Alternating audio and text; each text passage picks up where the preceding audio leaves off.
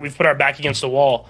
So how are we going to respond? I think this is where you'll get the best out of everybody. You'll get the best out of every person in this locker room because you know that it's time to go now. Every game matters if you want to do what we want to do, and I'm excited to see how these guys respond, and myself included. That's how you know you're a good team.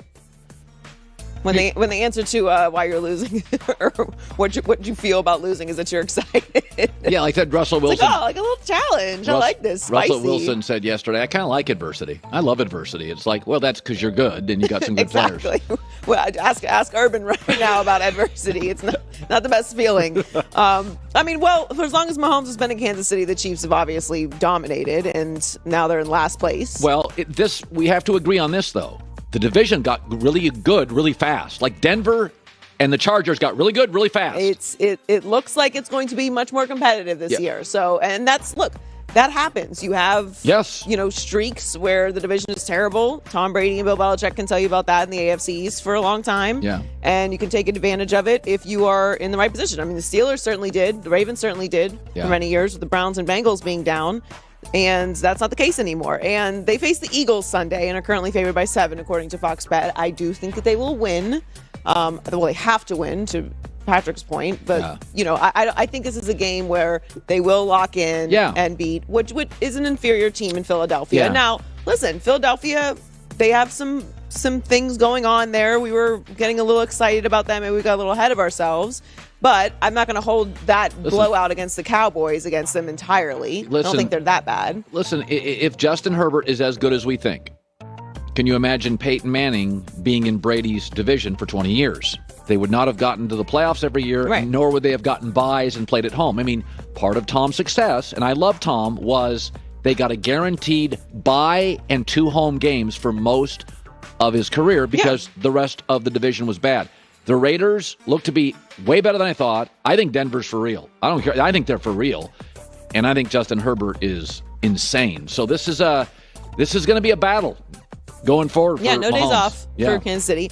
And not that that's really their mentality, but look, when you've been feasting for a while, you don't have that same rage. And, that's kind of what Patrick's talking about, whereas their backs are against the wall. Let's see how they respond. Speaking of that Denver game, Lamar Jackson's been dealing with a back flare-up, but Greg Roman is hoping that he should be good to go on Sunday. He said, I don't think it's anything serious, but we're just going to have to kind of wait and see.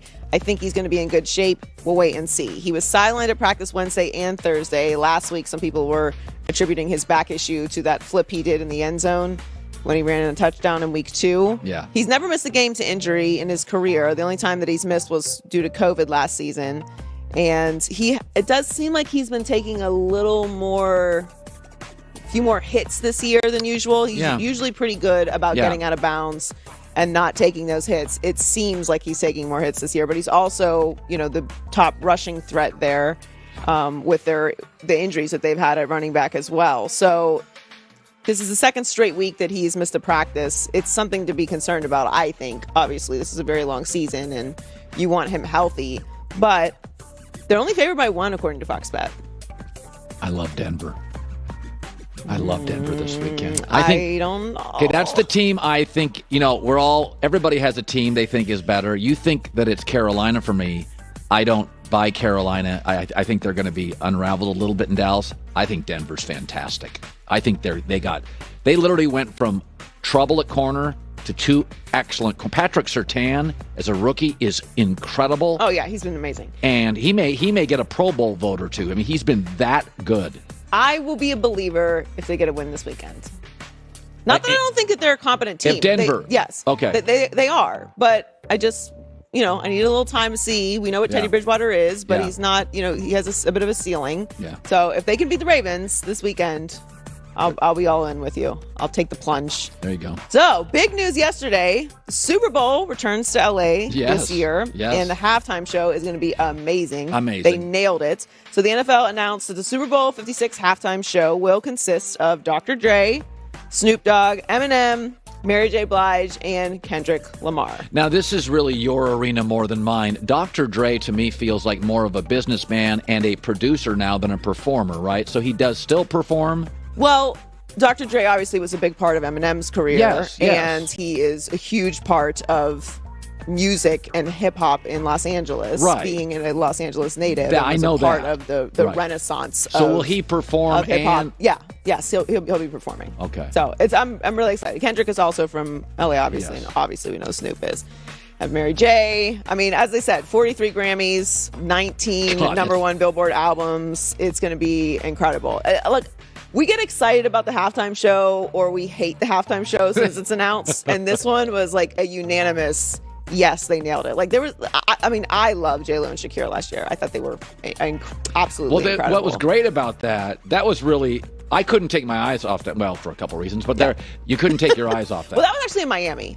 But it worked. It fit Miami. Oh, it was perfect. This fits LA. And they were incredible. And this is so much star power on one stage. Everyone was excited about this yesterday. I didn't see any other opinion than NFL got it right. It's here in LA. Now, I've really watched them closely play twice, and they're getting better. And they're not really good, but they're getting better. Brian Flores is somebody who I think is terrific. Go back to Brian Flores' rookie year as a coach with Miami. He opened up with 4 blowout losses, 59-10. Look at these scores. 43-0, 31-6, 30-10. Then he transitioned into close losses, only losing by 2 touchdowns. And then in November, he finally won. He beat a lousy Jets team narrowly. Folks, Jacksonville has to gamble a lot defensively. Why? Because they can't get any pressure just rushing 3 and 4 guys. Their special teams are average. Why? The roster's incredibly thin, especially on the back half of it. Trevor Lawrence, he's just trying to figure out this league. Now, my question for Urban Meyer, and Urban was always seen, this is well documented, he didn't even know if he ever wanted to coach in the NFL a year ago, that he was seen as a 100% college guy. So there's a lot of skepticism inside the NFL with Urban Meyer.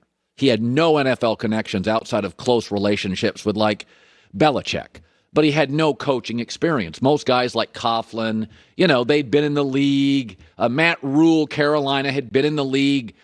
He was an outsider. And so between the Jags losing culture and the Jags being cheap and Urban being a 100% college guy, I don't think he got the best people in the league to apply for his jobs. I think his staff is very, very average. Do not love his offensive staff. And that could very well be his undoing. The owner of the Jags may have to pay 2 times the going rate for a coordinator. Maybe $1.5 million for a coordinator, $2 million to get the right guy. But, this stuff is hard. Kyle Shanahan can't win in this league without Jimmy Garoppolo, and none of you even like Jimmy Garoppolo as a quarterback. Stuff is hard. Vic Fangio is one of the best defensive minds in the sport. He could be number 2 behind Belichick. He's finally winning now because he has a grown-up as a quarterback. Stuff is hard. This is a lousy franchise that has a losing culture, bad facilities. Stars don't want to play there. Everybody's beaten up. Oh, I can't believe they drafted a running back. Really? Pete Carroll's got 5 decent ones on his roster. You need more than 1 in this league. Christian McCaffrey's hurt already. He's hurt already. I mean, it would have been great if they had another star running back. Chuba Hubbard's good. He's not great. So I don't know. It may not work. But I mean, sometimes, folks, it's Urban Meyer will be able to change the roster. That's not the question. He just came out of college football. He knows these college players better than every single one of these NFL coaches. It's very much Pete Carroll at the beginning in Seattle. He created that Legion of Boom defense with a bunch of 4th, 5th, and 6th round picks. He just knew college personnel better. No question, Urban knows the college personnel better than Belichick, who swings and misses all the time in the draft. The question is the culture. The LA Clippers literally had to have their owner removed by the league to change the culture. They had 100 coaches, great players, all-stars. You had to get rid of the owner. They couldn't change the culture. So it's hard to change cultures. It's easy to change rosters. Urban's going to get good players. I liked their draft last year. Even the 1st-round pick, I'm fine with it. All right, he knows talent, he knows football. But the undoing may be, if he really struggles in year 1 and they don't win many games, and I think they will, is that top NFL people won't even apply. Now, here was Urban after last night's game. That's devastating, heartbreaking. You know, these guys, usually I'm not wrong about stuff like that, that I just see a good team in there. I see good guys, and I see good hearts. I see guys at work. And I told them I'm not wrong. I'm not wrong about that stuff. And this team's going to win some games. Well, you're wrong that they're a good team. They're not a good team.